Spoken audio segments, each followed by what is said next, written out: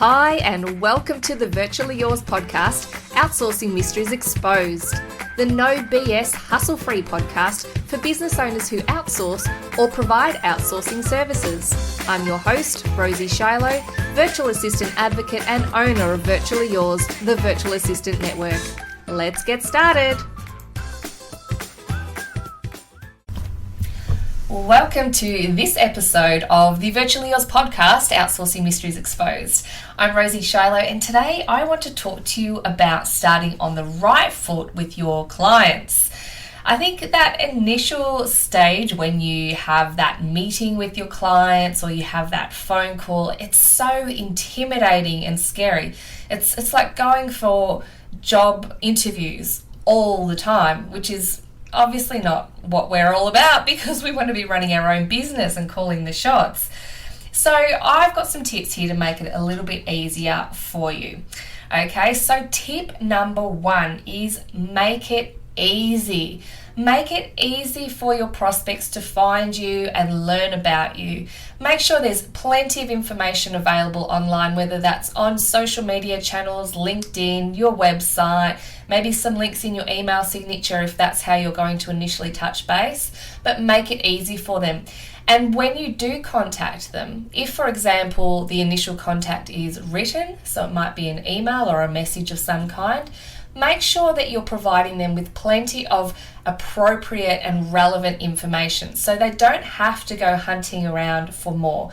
Obviously, someone who needs support in their business wants to be working smarter, not harder. So make sure that you're supporting them to do that. The second step is do your research. Make sure you know who it is that you're talking to, who you're targeting with your message, whether it's your phone call or your email or even just marketing. Or if you have a face-to-face meeting with them, which is ideal, make sure that you do know a little bit about them. And one of my favorite things is to go to their website, hopefully they've got one, have a look at their about page and find out what they're about. Find out what their goal, their about page, and find out what they're about. Find out what their goals are for their business, what their mission is, have a feel for the vibe of their brand and what they're trying to achieve. And that way you'll be able to calibrate your response to them in a way that best supports and acknowledges where they're trying to go in their business. Tip number 3, set an agenda. So if you're going to be having a phone call meeting with them or a face-to-face meeting, whether that's Skype or over a coffee, either or, I actually consider both of those face-to-face these days, which is very strange. Anyway, make sure that you set an agenda. This way you can avoid the whole having a conversation that goes nowhere for 2 hours while you both kind of beat around the bush, which is horrible. And then you leave the meeting and go, okay, well now what do I do? I don't know whether I need to be following up with them. Are they going to feel like I'm pressuring them? Do I need to start? Do I send through an agreement? Maybe they're going to be contacting me. Make sure you have the agenda, and in the agenda, you look at any questions that you have for them, give them opportunities to ask you questions, and make a plan of what happens next. What are the next steps that you both need to take? So tip number 4 is obviously follow up after that. Don't just throw the ball into their court and hope to hell that they're going to throw the ball back. Follow up, and that's why the agenda is so important, so you know who has what role. And when you follow up, make sure, again, you're doing that in a way that acknowledges the way that they work, the way they communicate, and the way they want to be working to move forward in their business. Step number 5, or tip number 5, is make sure that you have an agreement in writing before you start work. So this is where that agenda and writing down anything up within that initial meeting can be really helpful. You then convert that into a written document so that you both can read over it and make sure you're on the same page and you understand the expectations of that relationship moving forward. The agreement is super important. I know that it can feel really uncomfortable sometimes to, set up the whole, I need to have an agreement in place. But this is simply so that you both know what each other's thinking and what each other expects from the relationship.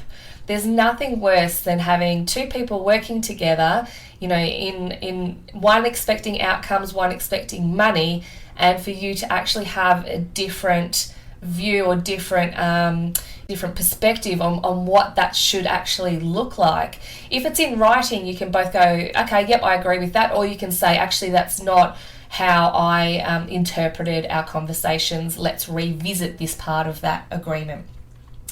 Now, once you start a job, once it's commenced and you've shown the client what they need to be doing to move forward, you would then make sure that you are keeping them in the loop and staying connected.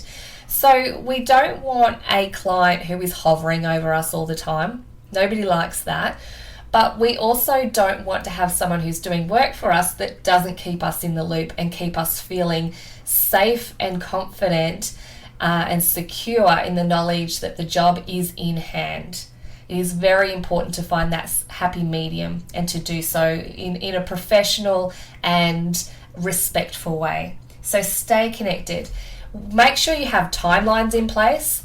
Know what is expected when. Don't say things like soon or ASAP. Give times, give days, and always deliver on or before. Okay? Very, very important. Now, so that's my 7 steps for, making sure you're starting on the right foot with your clients. Starting on the right foot is one thing, staying on the right foot is another, and we'll look at that in another episode. As I said before, I want to keep these short and sweet, and I have one more thing that I want to add today, and that is compete on quality, not on price. Okay, so when you're having that conversation with them about what sort of service you're going to be providing them with, talk about the quality and the outcomes, and then the price will make sense. So I hope that helps. If you've got any questions, let me know. There are our 7 steps on how to start on the right foot with your new client. Have an awesome day. I'll see you in the next podcast. Hey, thank you for listening to the Virtually Yours podcast, Outsourcing Mysteries Exposed.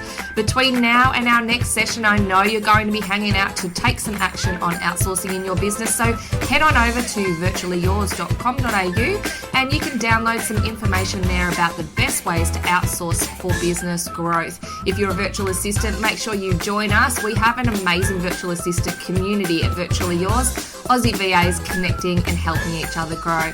Have a fantastic day, and I'll see you at the next podcast.